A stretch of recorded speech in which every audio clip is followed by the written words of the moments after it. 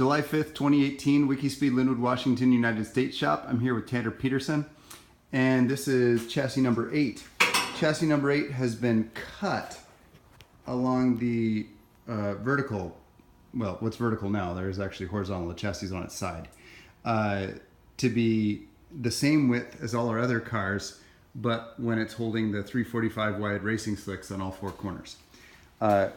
They were measured and cut during a build party with Boeing that Tanner was a part of, and then Tanner finished the cuts, drilled, did all the drills, made a drill jig out of, no, that's not it. Yeah, that's it.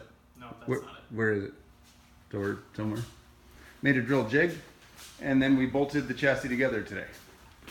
Tanner, can you walk us through the jig and what makes it fantastic? Yeah, so it flushes up against the beam, so you kind of get roughly the mounting brackets in the same place every time.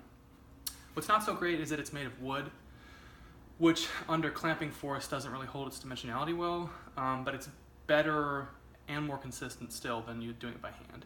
Oh, totally. So it is an improvement, Yeah. but it's not perfect. Right.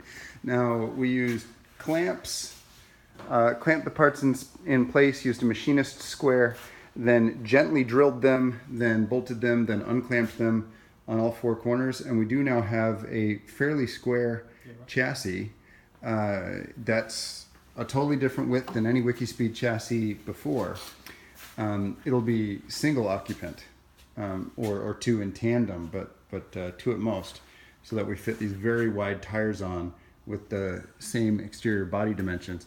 Here's one of the chassis templates starting to be bolted on, so you can see the chassis on its side. And this is again chassis 8 in Lynnwood, Washington. Thanks, Tanner.